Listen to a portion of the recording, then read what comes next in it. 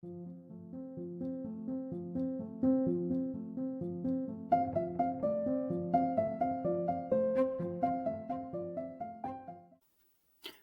to Unraveling with Jamie and July, where we explore the many layers of healing, deep dive into the difficult or often avoided conversations, and unravel what it means to be a woman in today's world. Okay. Hey, what are we talking about today on Unraveling? We're starting over. This is our third This is take. our third try. We're The going to internet talk. keeps going out. Yeah, we're going to talk about perfectionism. And thank And God, because we're crushing it today. We're- If we were actually trying to be perfect. we would be failing miserably right now. Yeah, I gave up on perfectionism Oh, yeah. long time ago. Yeah. I don't even, no way. Mm-hmm. What a waste of time. Yeah. Yep. So, no, yeah. Today we're gonna talk about perfectionism because a lot of people are wrestling with it and they don't even really realize that they are. So you're looking at the I'm screen looking at the because screen because it's got a pop-up notification. that says the other participants cannot hear you, but there are no other participants. That's concerning. I don't think it is. What should I do? It says. Wow. I think that's a message for if we were recording with someone else. Yeah. So Do you need to get it off, or there's nothing you can do? No, it's fine. Okay. No, we're just Today's gonna try an this. interesting day on the podcast, And we'll see if we can get through this one. Yeah, and if third time's a charm. third time's the charm, Maybe. and if there's no sound on this episode, well, then we'll just do it again. Yeah. Oh, great. That's what it is. Okay. So we have tried to do our banter question. And, that hasn't worked. That hasn't worked. Maybe that's the problem. Maybe that's the problem. Let's just skip it. Yeah. All right. Okay. Let's just dive into perfectionism. Well, you know what we could talk about? So we were going over the banter. We can have some banter. Okay. We can tell a story. Sure. Yeah. So we were going over the banter questions. Jamie has got all these questions. And yesterday, we're just kind of playing around. So I picked one. Oh, God. And the question was, what would I most likely get arrested for? Mm-hmm, right? Wasn't it? Mm-hmm. And then, my immediate response was not well received. It was surprising. It wasn't. I was shocked. No, because I said murder. Mm-hmm. And you were like, what? Yeah, and I was very surprised. No, it was just the first thing that popped into your head. It really was. Oh, okay. I don't know. I mean, I find that frightening that that's the first thing that pops into your head when you think of me and getting arrested. No, but it was but then that's the problem with impromptu questions is I get put on the spot and then I don't know what to say. And then I say something that's, just so stupid. But yeah, I don't it was entertaining. Well. It was entertaining. But yeah. I don't do much better. I'm pretty sure yours was pretty good. No, like yesterday I remember trying to do, and whatever I answered about you with the question, I mean, they'll hear it in the podcast episode because you were like, what does that mean? And I was like, I don't know what I'm trying to say right now, but it's a compliment. Yeah. So, it was a compliment. Yeah. And then, the question of what you would get arrested for, I ended up, after a moment of thought, saying fighting. I was like, yeah, totally. Public disturbance through fighting, aggression. Not because I'm a violent person. No, just I would have to have a good reason. You'd be set off. Yeah. Yeah. Lack of patience. Yeah. I don't even know. I don't know. Yeah. And then you said me would be activism. Or defending one of your children. Or yes. Yeah. In which case could be murder. Yeah. Valid. Valid. But yeah. I will say though, I gotta hand it to myself. I think with today, with this whole everything acting up, I'm impressed with my level of patience today. We keep making fun of me not having patience, but I mean, I did curse at the computer, but then I apologized immediately. And also just don't really care. I'm like, whatever. If it fucks up again, it fucks up. Sometimes I give her things to like little exercises to work on her patience. Yes, I do. Is that like a sneaky thing that you do? It is. Oh.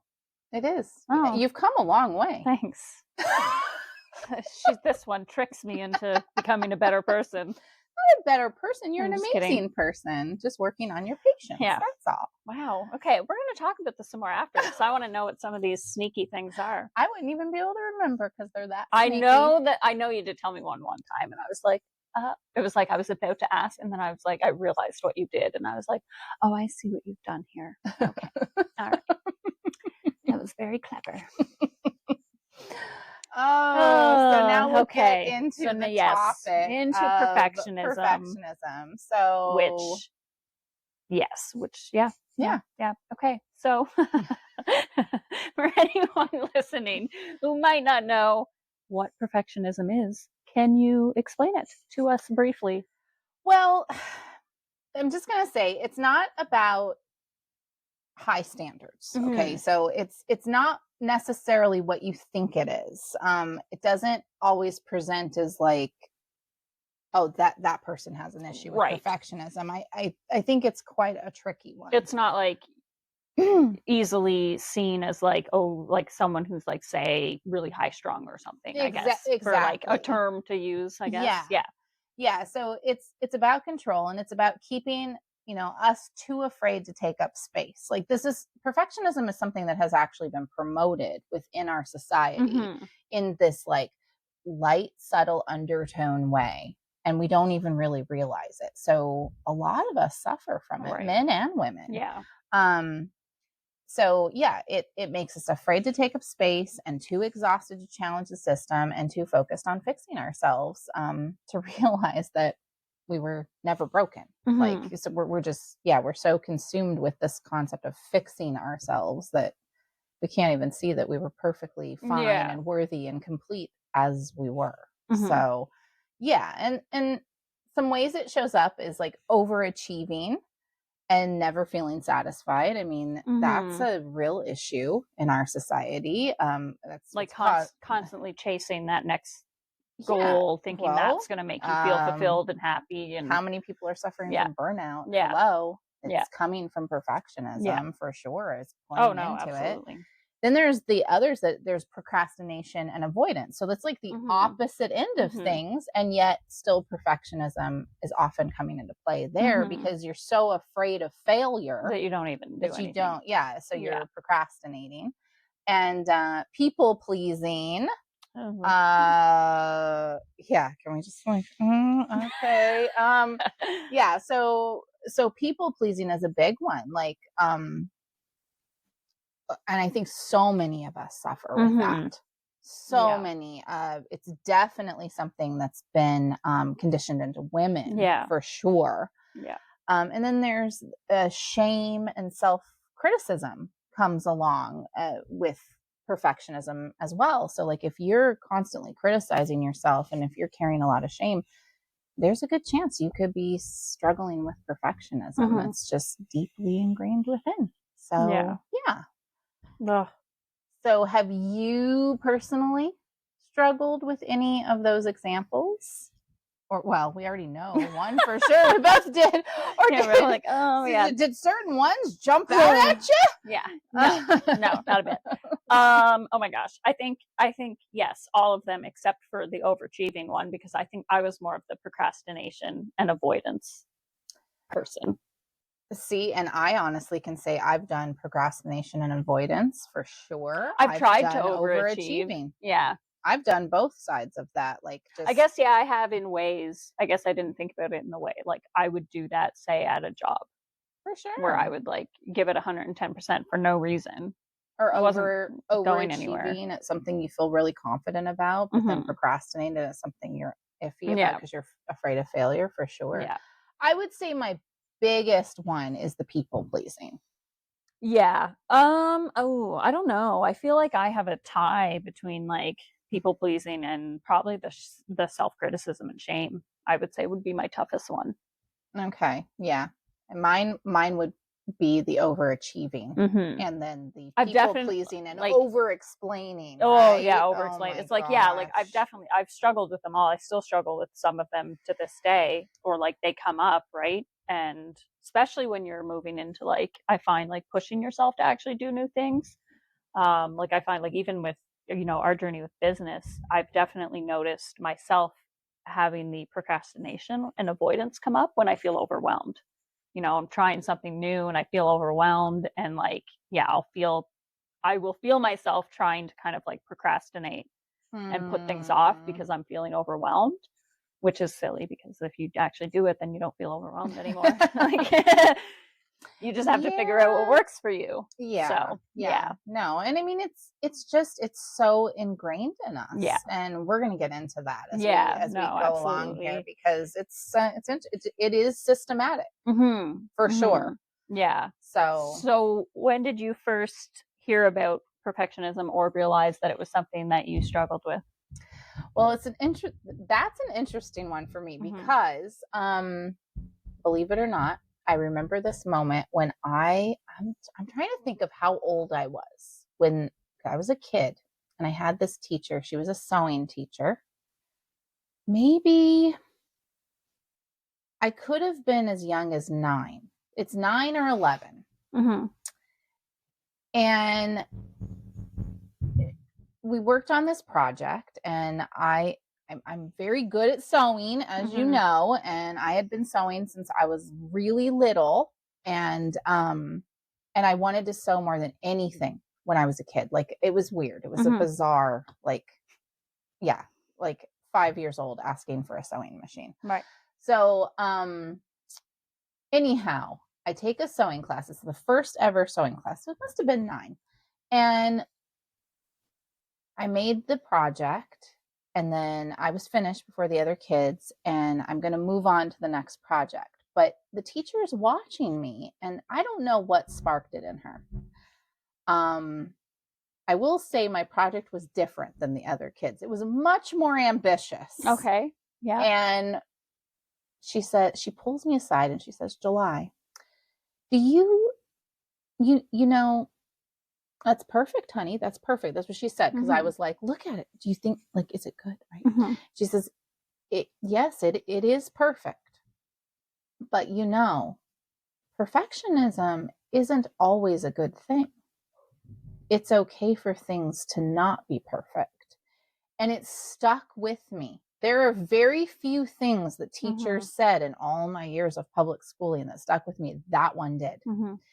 And her voice would come into my head a lot throughout life when I would be overwhelmed with my perfectionistic ways, which were really bad.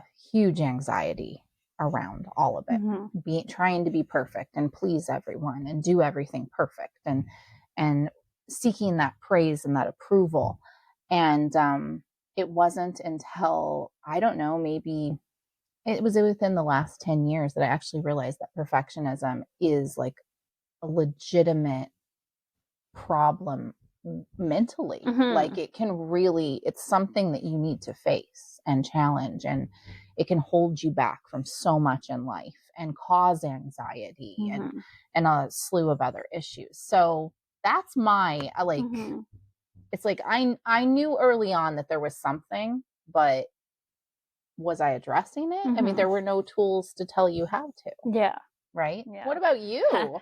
I didn't hear about the term until I was 24, actually. And then, like, in counseling for the first time. And I remember my counselor asking me if I'd ever heard of perfectionism. And I was like, no, what's that? And like, I didn't, like, and I was, because I was such a good student, usually in, like, when I was, this is ridiculous. I'm like, anytime I went to counseling, people would, like, every single one of my counselors would always just be like, you are like such a great client.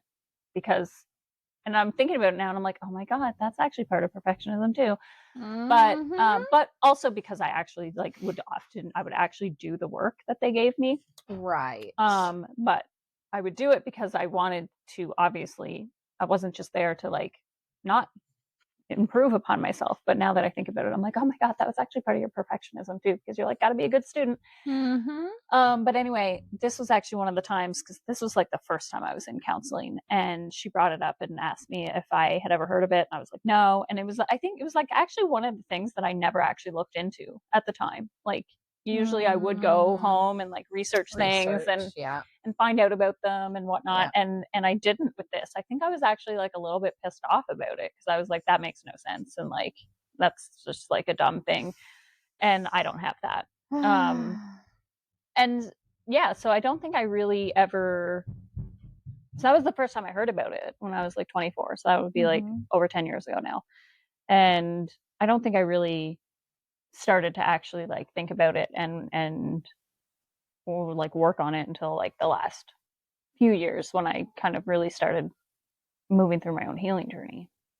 Well, yeah, I think I had been trying to work on it ever since I knew about it as a kid, but I just didn't know how to even tackle it. I don't think my brain couldn't wrap my head around the fact that like trying to be, I think for me, when I heard about it initially, I was like, that is absurd, because in my world, being like that was the only way I could achieve love.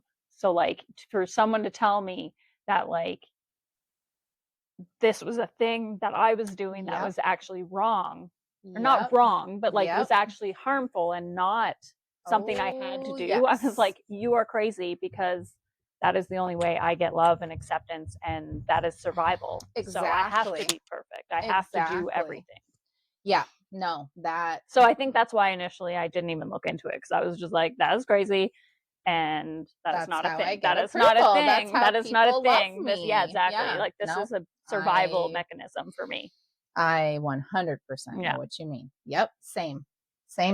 Yeah. So it wasn't until I basically decided to love myself and fully embrace loving myself and learning what that is and how to even begin to do that I was like, who the fuck wants to be perfect? I was uncovering your microphone. Covered. There you go. Yeah. That won't be helpful. Might be a little muffled. Yeah. We'll just take that. Goodness. If I get cold again. There you go. You're just tucking in your microphone. Yeah. What do you think you were trying to earn or achieve through perfection? Well, we already answered that one. Yeah. Love, approval, control too. Definitely, a sense of control. Definitely. Praise, anything that would be approval for sure. And yes, control. Absolutely. Anything you can control when you come from childhood situations that feel so wildly out of your control, right? Yeah. So where do you think the conditioning starts with perfectionism? Well, I think for most of us, it probably starts in childhood. Yeah, I would agree. Right? I mean, and it's conditioned with it's systematic conditioning. So it's coming through just what we're encountering in society, but our parents have encountered that, and their parents, and so on. So it's also just passed down. Yeah. Right. Yeah. So, I mean, and when you look at childhood too, like look at, and this systematic conditioning, if anyone's questioning that there is systematic conditioning, look at the grading system in school, right? Like it's kind of ridiculous when you think about it, that we find that it's okay to take all of these innocent young people in elementary school and start putting scores on tests and sort of rewarding the ones that do perfect and then essentially punishing the ones that don't, or shaming them for not having done as well as the other kids. Like, creating this standard of achievement. I mean, when you're so little, you're so young, it's not good. And I mean, I don't know if they still do it, but I wouldn't be surprised. But yeah, when I was a kid, like they would give you stars, these little tiny stars, and you, like, if you got a star on your paper, it was like, I got a star on my paper. Some teachers would have charts, and you'd put the stars in. And I mean, I think it's important to achieve things and to encourage kids to achieve, but I think to compare them to each other, and like, can't it just be enough that you sat down and you took the test? Why do we need to make a big display? I remember teachers who would be like, these ones got perfect scores. And I know you didn't have that experience because you were homeschooled. Well, I did at homeschool though. But I mean, it was, we were still kind of like, I remember having like similar experiences, only just on a much smaller scale, obviously. Yeah. So, we're taught that mistakes mean failure. Yeah. Right. And so, and nobody wants to fail. So it's really pushed perfectionism. Yeah. And then there's the thing that is called praise culture. Mm-hmm. So you're such a good girl. Thank you. It's almost kind of creepy, right? Like, you're such a good girl. You're so smart. You're so talented. And it's super important to give compliments. It's just that it's like, kind of in some, I mean, I hate to make this reference, but in some ways it's like kind of like we're dogs in a way, right? Like when you think about it, because we're just little kids. Aren't all little kids good girls and good boys? Like, why should we single out? Or I don't know. Like, I think it gets risky. Yeah, no, I know what you mean. And how we do praise children. I guess, and what is praised for being good and what is called being bad, when a lot of the behavior is really just being a child. And learning. Exactly. Learning, exploring the world, not making good or bad. mistakes. Like, because oftentimes when a child is bad, it's that they've made a mistake. Yeah. Everybody makes mistakes. It's a teaching moment, not a like good or bad moment. You even think like, we could go into details of like, a kid hits another kid. Yeah. Okay, well that's not nice. We don't do that, but that's not a bad kid. That's a teaching moment. You learn, it's not like, oh, you're bad. Yeah. Yep. No. So, and it's being careful with the words that we use too. There's one thing to say you are bad, and then that is not good behavior. Yeah. Like those are or nice behavior. Yeah, that is or not whatever. nice behavior. With my kids, that is not appropriate behavior. Yeah. That's one with mine was appropriate and inappropriate. And but it's challenging because it's all in our system. It's just the way we approach things. So we even may sit there and go, well, what's wrong with saying you're such a good girl if she's being a good girl? And it's like, it's very complex. It is. In how you approach children, especially, right? No, absolutely. I mean, I remember being a kid, and I think that was kind of like my thing, where I was the one who tried to be the good. That was like my way of trying to find approval and love. And I remember the first time that like my parents were like, what happened to our good little girl? And I was like devastated, and I was so little, but I was just like, I don't even know. Like I was just playing with my siblings, and I think like not listening like as quickly as I should have, or something like that. Like, and it was just like this big thing where it was like, that's not how my good girl behaves. Exactly. Right? Yeah. Oh yeah. It's pretty toxic. Yeah. And I mean, and I remember that kind of being a thing for me, like personally, like growing up as I was like coming into my teenage years and stuff, being compared to kind of like how I used to be. Right. And it's like, well, you never used to be, like, what's wrong with you? And really, I was just like a kid, just becoming a teenager and growing up. Pains. And exactly. Right. Yeah. But no. And I mean, this approach of like so much value being tied to like how good you are at things, we start to equate our worth to the external validation, which, I mean, you and I just talked about when we started this conversation of we were doing, we were in perfectionism because it gave us external validation, right? So it's, and then there's the general social conditioning for women from a young age. Girls are told to be polite and responsible and agreeable, and I mean, even present themselves as well put together. So, women definitely, we've been receiving stuff from childhood that I think in some ways boys have more leniency to be messy and to get dirty and to play rough and, and women, that's not, it's not allowed. And it hasn't been for so many generations. It's just, so it's ingrained in us, that good girl, right? Yeah. So do you remember being rewarded for being a good girl growing up? And, how did that make you feel? Do you remember that at all? Yeah. I mean, I guess I kind of just like talked about that a little bit already. Yeah. But yeah, no, definitely. Like I said, I remember Yeah, well, like I said, I think that was my sense of like approval and acceptance and love, was just like doing. I remember being really little and like, I did whatever my mom did or whatever my mom wanted me to do, because, it was that sense of approval and love, and I got praised for being a well-behaved good girl. Yeah. And I remember my siblings like picking on me when I was really little for, being a good girl, basically. Yeah, no, so I think, it was very much this sense of like approval and just Oh, for love. sure. I mean, for myself, like I was, a good kid, like and very much the good girl, and I so well behaved. And if I had moments where I wasn't well behaved, it definitely was brought up, like, but you're a good girl. This isn't who you are. You're a good girl. This is, and it could be just the littlest, slightest mistake.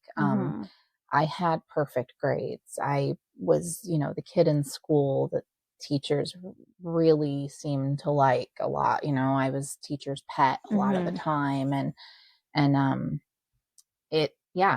there was a certain pride in it too, that, Oh yeah. this is how I get a lot of praise. I get a lot of attention and a lot of love by being so well behaved all the time, always striving for that perfectionism. Yeah. And it followed me for a long time No, and caused I'm like, oh my God. anxiety. I'm like thinking about it as we're having this conversation. It's so funny how like so often when we're having these conversations, I'm like reflecting as we're talking, and I'm like, holy shit. Because like I feel like I went through this, I was like that in my younger childhood, and then I went through I feel like, my teens and 20s, like a section of time in there where I was just like didn't give a shit about anything, and I feel like went in the complete opposite direction. But maybe I was trying to be perfect at being a rebel. I don't know. Maybe that's why I went so hard. And so I went through that phase. But then when I think about it, and I think about like, when I went to school and I went to college, and it's like it's good to want to do good at things, and of course, but when I'm thinking about that and I'm thinking about all my different jobs, and it was like I always pushed myself to, and got a sense of like acceptance from having the perfect grades when I was in school, and not the first time I went to school, but the second time. And being the best at my job, and having the boss, give me that sense of approval and whatnot. Sure. Like, yep, absolutely. Yeah. Which I guess leads into our next question of how did school or parenting styles reinforce the idea that if you made mistakes, it meant you were failing? Every aspect of it. Every aspect. I mean, I carried so much shame if I missed a problem on a math test or, a spelling word. Like there was a lot of shame. I really, really had a lot of pride in being in the perfection. There was so much. And when I made mistakes, the anxiety was so extreme. And of course, as you get older and school becomes more complicated, and especially with my childhood, just life at home was so much more complicated. It became more challenging to always make that mark. And it was devastating when I would make a mistake, because I had so much pride in the perfection.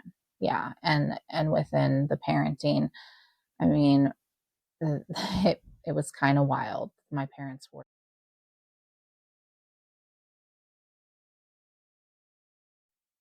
They were, oh, there we go. Thing glitched for a second. Yeah. They they didn't live a perfect life by no means. Certainly no cookie cutter, happy family going on. And yet perfectionism was definitely expected from me. And I had to be the perfect daughter, the perfect older sister, two younger siblings, and the perfect student. And if I wasn't doing those things, there was a lot of punishment, and there was fear ingrained in me of the punishment that would come if I wasn't meeting that perfect mark. Yeah. So yeah, I feel like I remember like it very much, like when I'm thinking back, I very much remember the feeling of like how much it was tied to my self-worth. Like I remember, I think back, like I can remember kind of like the whole, I remember being compared to my siblings sometimes, or like my siblings being like, I remember that kind of thing happening sometimes, where it was like, why can't you be good like your sister, or why can't you do this like your sister, or whatever. And I remember like moments like that, like just feeling this like sinking feeling inside of just like, oh, like I'm not good enough, I'm not, I did not get approved, I'm not approved, I'm not lovable, like all of those things, like just really internalizing that when you failed at something or made a mistake at something or didn't do as good as what you normally didn't behave in a way that, you know, was expected of you. And I remember that, just like feeling that like sinking feeling, and how much it was tied to self-worth. Yeah. No. And, you know, and when I think of it too, it's like, you know, I can definitely speak for my parents. That wasn't their intention, of course. Like their intention was to push us to do better than what they did. And that was their goal. But I mean, that's how those things kind of go, right? No, and I think that's what my parents were doing too, is they didn't want me to have the life that they had, and they wanted me to do better. And, you know, for sure, I don't think that, you know, I'm sure there are some parents that have ill intention, but I don't think the majority of parents go in with ill intention to create problems within their children, and make them feel less than and worthless or any of those things. But it does happen. And I definitely faced it in school. Like I didn't have older siblings or cousins or anything to have that comparison going on within the family unit. It was more so definitely a do better than I did sort of a thing. But, and then once the standard was set of how good I could do, I was held to that standard. Right. But in school, definitely there was occasions when very inappropriate, you know, teachers and administrators would make reference to like, look at July. She does what, you know, to a kid that was struggling, and it's so not okay, so inappropriate to do that to kids. And I think, you know, looking at my own siblings, I think I don't know for sure with my brother, but I know with my sister for sure it came up often that she was not perfect like me. And those were her words. And I know it was something she struggled with, and it put strain on our relationship. And it was really, really challenging because I had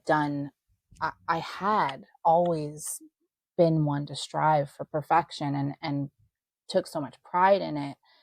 And being the good kid that, I don't know if she naturally just kind of did that to herself because of what society does to you, or if my parents were saying things. I have no idea. I just know that it was really bad. So we do put a lot of this perfectionism comes in from comparison. It's really, it's a real problem. So who do you think benefits most from women's perfectionism? Let's get into that. The beauty industry.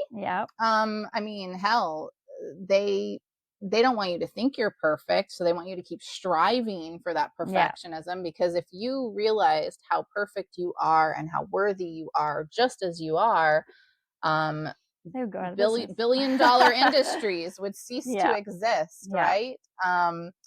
And I think in the workplace, there's been a lot of pressure on women because, you know, we've talked about this before on the podcast. Just within the workplace, women do a lot of work that doesn't get paid for. They hold things together. They do emotional support, and you know, so and yeah, like, my gosh, you know, especially working moms, like trying to juggle so much, and the expectations in the workplace they're outrageous. Like there's no grace or leniency for these women oftentimes. Well, and I mean, and I think we also, like, when it comes to like workplace stuff too, it's like there's still a lot of inequality where women actually have to work a lot harder to prove Yeah, themselves and for to, sure. you know, gain the same amount of respect in their career or Oh, job for or sure. whatever, right? Yeah. So Yeah. there's also that. Like, that's a lot of pressure to be like, I have to be perfect in order to even get The the same amount of recognition, recognition yeah, and respect, right? it's a Yeah. serious issue. Yeah. And I mean, the patriarchy like has done this, Can't talk like, about perfectionism oh my without talking gosh. about the patriarchy. Well, I mean, it intentionally, this patriarchal system, which is where this systematic oppression comes from, like it it wants us to stay distracted. Yeah. It wants us doubting ourselves and depleted, because, you know, a woman who's at war with herself, she'll never have the energy to fight back. Oh yeah, no. Well, like when I think about like, you know, being more in perfection, like the anxiety itself that comes with perfectionism is so distracting. That's all Yeah. you can think about. Yeah, and if we're You're distracted, spinning your tires. if we're so distracted by Mhm. trying to be perfect and thinking we're less than, and like, how are we ever going to have the clarity to see that there's a system that's doing this to us, and let alone the energy to challenge Yeah. that system and say, fuck this, no Yeah. more, right? No, the system we're living in, which is the patriarchal system, that's just, you know, let's call it what it is. It truly is designed with the intent, keep them distracted, keep them low, keep them doubting themselves, feeling like crap about themselves, and then they're less apt to band together, to question us, to wake up, to realize what's really going on here. So this is systematic why we all have this going absolutely. on. Yeah. So, and the ridiculousness is that the standard is always changing, right? I mean, which is all like orchestrated. Yeah, no, it's a hamster wheel. Yeah, like so you can't. you Well, will even never get ahead. no, because you think even like using the beauty products as one example. It's like every freaking week there's a new product out that's like, this is going to make you look younger, this is going to give you the perfect whatever. So like, this is what a man wants. This is what exactly, will right? help you find love. Yeah. This is what will get you more approval. Eye lines and now get rid of your forehead wrinkles or whatever. This will make you cool and accepted. Yeah. I mean, because it's not just the beauty industry, it's the fashion industry, it's the products, absolutely. you know, the latest cell phone, it's all of it. It's that, it's 100%. comparison culture. Yeah. Like we're always comparing ourselves to somebody else, to some standard, right? Yeah. No, absolutely. Yeah. So how do you feel chasing perfectionism? I'm like squinting. We're going to have to make these lighter brighter, so I can see them. How do you feel that chasing perfectionism has held you back or kept you small? Well, I mean, I think kind of in what we already touched on, just like the distraction alone of just like when you're so busy trying to be perfect at things and you know, stuck in that cycle of all the anxiety, you're not moving forward, you're not doing, you know, you're moving at a snail's pace. Really, in a lot of ways, like depending on what you're well, I think too it can cause you to not see what really needs attending to in your life, and I think it can cause you to lose sight of what your priorities actually are. Because it's such a distraction. And like I think, because you're chasing, I mean, honestly, you're chasing things that oftentimes when you take a step back don't truly matter to you. No, it's like chasing a ghost, really, right? It's and because why would it matter, you know, if like with the beauty industry, the fashion stands, like why would a lot of that shit even matter, right? But yet so many of us chase it. Why does it matter if what car you drive or what, you know, like there's a lot of that going on too, which does play into the perfectionism stuff because it's all the comparison culture and trying to live the perfect life and the, you know, the dream life and all that stuff. It all is tied together. So gosh, I feel like mine showed up a lot more in like not so much the stuff and like how my life looked, but in like who I was as a person. Oh, geez, like yes. That's like when I'm thinking about it, I'm like, oh God, like on one hand, I'm like, I'm kind of glad that I didn't have so much the pressure of like the fashion and the beauty and the like all of that. I've definitely felt the effects of that for Me sure. too. But for me, I feel like it was much more internalized of like what people thought of me, how I presented myself. I'm the same because I very much I don't typically compare myself to other people or care. Like, you know, I'll wear what I want to wear and I'm going to wear makeup the way I want to wear it. And that kind of like, I don't care about that stuff. But yes, no, the internalized I think feelings were just, I mean, well, they became so much that eventually I cracked, right? It was too much. So yeah, trying to be the perfect mom, that was a really challenging one because what even is a perfect mom? yeah. Right? We have no idea what one is because that doesn't exist. There's no such thing as perfection. That's the thing is, and I know for myself, it really helped me looking at like nature and, you know, seeing like, just looking at a leaf and seeing the imperfections in one leaf and, you know, and going, so there's nothing perfect in nature either. It's very rare that you will find something in nature that you could say, oh, that's perfect. Like there's always a flaw, there's always something, and that's the beauty of everything, right? So connecting what back can't you learn from nature though? Really, let's be honest. Yeah. So it's so true though. So, and it's a trap. It is a trap. Right? Why is it a trap? Oh, I mean, I feel like, well, because like we said, like the goalpost is always moving. So it's not attainable, but it's also just, it's an idea in our brains that's so absurd. You know, I will say, I'll go back to sewing. Sewing also was something where I reflected on perfectionism because like you're sewing, and even if you're sewing on a machine, sometimes that machine, like there'll just be the littlest stitch that goes in the slightest different direction, or it might skip a stitch because just something happened. And so therefore now it's not perfect. Yeah. But if you start looking at the, you know, like, so let's say that's from the perspective of a seamstress and I'm making this product. So I'm noticing when there's, you know, a stitch out of line.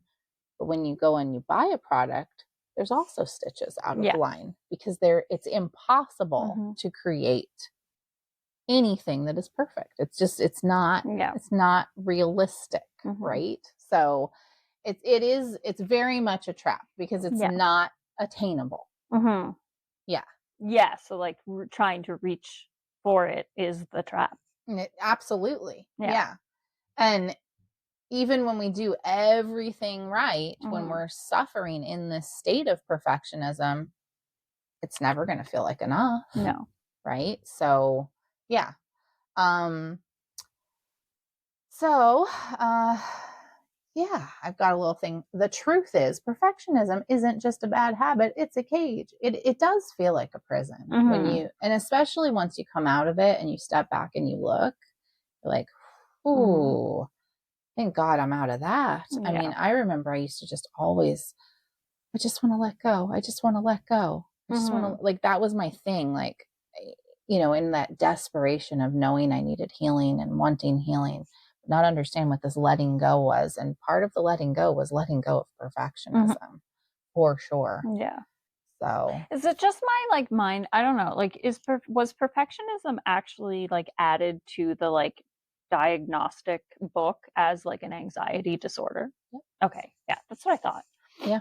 No, that was a big eye opener when I found that out. Like, I had already been doing a lot of work on myself at the time, but it was definitely a key in my healing journey of, and of course, flashing back to childhood and the teacher saying the thing to me and just kind of like, oh my gosh, like this goes so much deeper than I ever realized because it's not just about the products that I create being perfect, the home being decorated perfect. It's also all the people pleasing. It's the trying to control and get that constant approval because just so desperate for approval and love, right? So how do you feel you started to, like, what did you do to kind of start breaking those patterns in your life? I started being unapologetically imperfect on purpose. Mm-hmm. I really went at it I would start catching it. Like, it's not, oh, I paint, look, I do a lot of home decorating, gardening. I planted a line of spinach. It's not in a straight line. Mm-hmm. How beautiful is that? Yeah. Trying to change that instead of just acknowledging it. Like if I would see a problem of imperfection within myself, be it in a product I'm doing or in just a way I'm behaving, oh, that's great. How beautiful is that? To try to catch it and change the narrative in my mind on it at any time that I could. And it takes practice. Like I think it really takes a lot of practice to change the way you're talking in your own mind and embracing, I'm perfectly imperfect. Like that's, I have no desire to be the, Mary Poppins, practically perfect in every way. No, I'm perfectly imperfect in every way and loving myself for it through everything. And and then saying that to myself and then starting to own it. But you have to catch it. You have to acknowledge, like, the people pleasing. I mean, that's a hard one. It's a really challenging thing. I think it's a lot simpler with the products, right? Like if you're making something or if you decorate a room and the paint is the line's not straight or, Well, it's easy when you can see something. Yeah. And you have that kind of that like, visual and that pops up, the thought or the feeling of it not being perfect pops up. It's easier when it's something you can see to just kind of be like, oh, well, or like laugh about it or whatever. But when it comes to your behaviors, especially, it's challenging. Especially with them being so conditioned in too, with like, being a nice girl and, all of these things. That's, I think, very, like, definitely more difficult and more challenging. Well, and for myself, things were so severe for so long with my people pleasing and my codependency, perfectionism, that I really had to step back from everything. I had to pretty much kind of put a pause on every relationship, put a pause on everything I was doing, and just go within and figure out, who am I? What do I want? Why am I trying to please these people?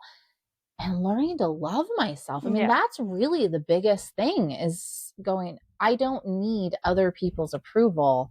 I have my own approval. I don't need their love. Their love is welcome, and that's beautiful to have in my life, but I love myself so much that it's enough. I think that's a really good thing to remember. It's actually funny because I literally just wrote this in my journal, I think this morning, was like, because, you have things that come up and you start going into those old thought patterns of like, I mean, of searching outside of yourself for your worth, for love, for all of these things. And I literally just kind of like wrote in my journal this morning. It was like, this is ridiculous, because like I get to decide how worthy I am. I get to decide how loved I am. Like that is, and those feelings, like that is all completely our own decision.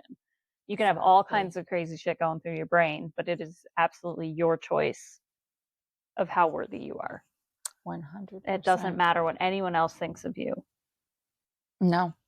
But easier said than done to always remember that. But it's like, it really does require pausing and stepping back, self-reflection to get there. Right. Yeah. Cause it's so much is easier said than done. So it's like, you constantly have to remind yourself.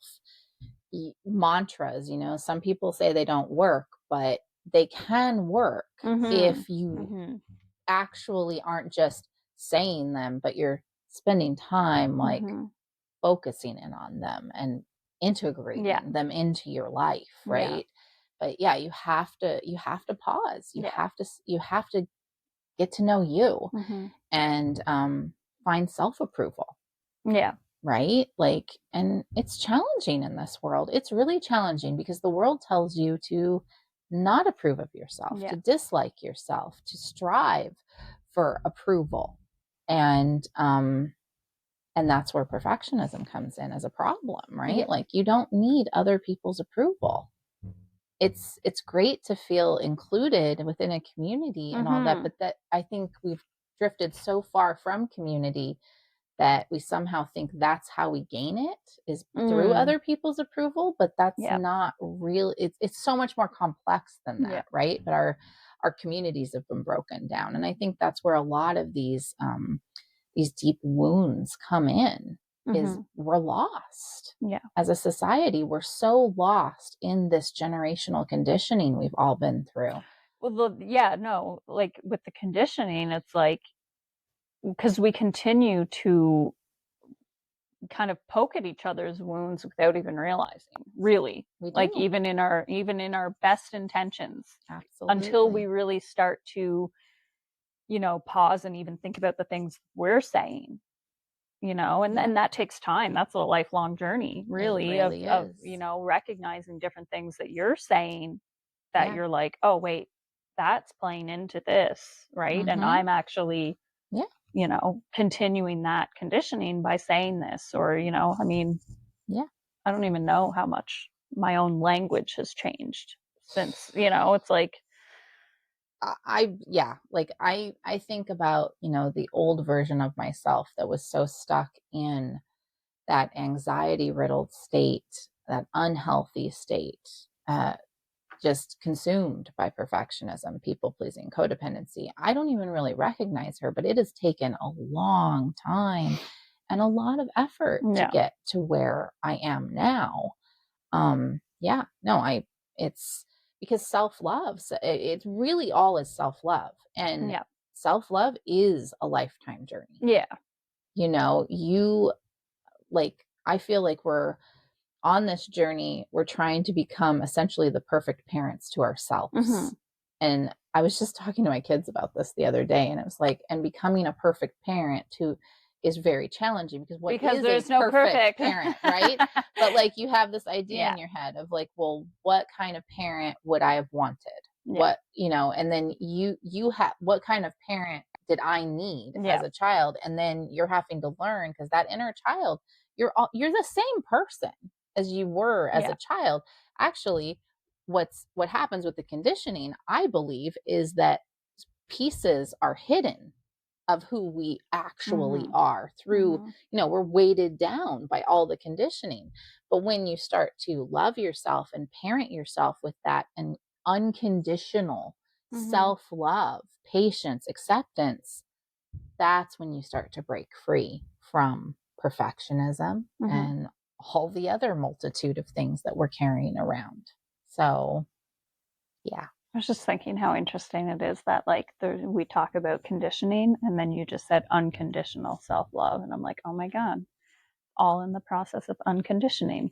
It's all unconditioning. Yeah. Yep. So, yeah. On that note, this has been a perfect episode. Even initially going in and starting the recording process was perfect. Perfectly imperfect. Yeah. 3 tries just to get this one. There might be a glitch in the middle. I think there's a glitch. I mean, who knows? Jamie had the sound plugged into the wrong sound portal. I had our mics plugged into the wrong place at first. Yeah, we didn't even notice that for a bit. That would have been great. Classic. There would have been no sound. Yeah. So there might not be. We don't even know. We don't even know. Yeah. So yay. So I say we celebrate. Like, let's say no more to any concept of being perfect and approval from others. And it's easier said than done, for sure. But we can do it together. Yeah. When women come together, we can do amazing things. And I shouldn't just say women, humans. We can beat this systematic oppression and this conditioning once and for all. So, if this hit home for you, know this, that you're not alone, truly, and you are certainly not broken. Perfection is a system. It is not a personality trait. And it was taught. It can be unlearned. It absolutely can. I actually celebrate mistakes now and celebrate imperfections. It's beautiful. It's life. Next time you feel yourself spiraling into perfectionist thinking, ask yourself, who told me that I have to be perfect, and who benefits from me believing that? And you can also say, we just saw this great video this morning, no thank you. Oh, yes. No thank you. No thank you. Mm-hmm. I like it. Yeah. I know for myself, when I see something, especially like, because it's so much easier, like we said, when it's something like a product or, something you've created, or, I always just think about like home decor or something, and I see that imperfection within imperfection, in quotes, right? To just be like, oh, well, it gives it character. It does give it character. I've learned to laugh at myself a lot more. Like that's, yeah, laughing at yourself is a great medicine for it. Yeah. When you look in the mirror, if you see imperfections, like, I know for myself, I'm aging, I'm starting to see things and go, oh, well, I guess it gives my face character.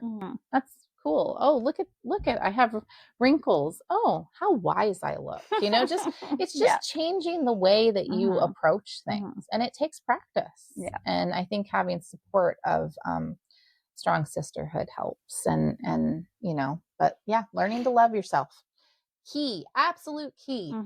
So here's your challenge this week.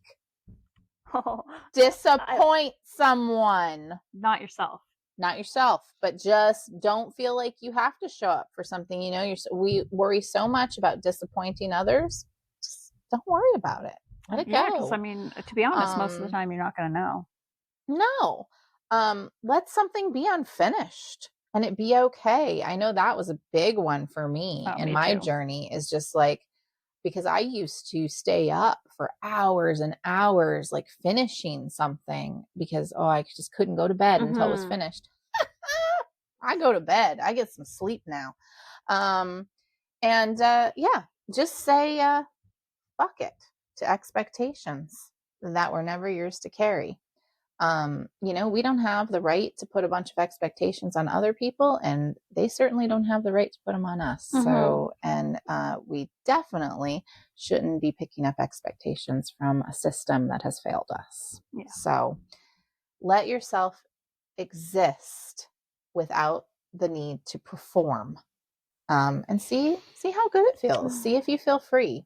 I know for myself, the going to bed without finishing a project, I didn't feel so good when I started that. I got to tell you, but through time and practice, it's gotten easier, and I truly don't give a shit anymore. So yeah, just play with it. That's what I would say, and challenge it within yourself. So yeah. If today's episode resonated with you, please share it with someone who needs to hear it. I do think this was an important conversation. And have this conversation with your girlfriends. Get together and talk about where their struggles are and where their fears of it, of acceptance, and what they're doing with self-love and what that journey looks like. These are great conversations to have. So yeah. And if you're looking for more support on your journey of self-love, join us inside our membership, Unraveling This Life. And we dive into the healing process, and explore real strategies for self-reclamation through radical self-love. So if you're looking for sort of an on-demand, online women's circle vibe and a sisterhood to connect with, and some support in your self-love journey, which, trust me, you kind of need. I don't know what I'd do without this lady right here. I don't know what you were going to say about me there for a second. Well, so consider checking out our membership. We've got some cool stuff going on over there. And until next time, we love you. Be kind to yourself. And remember, you are worthy.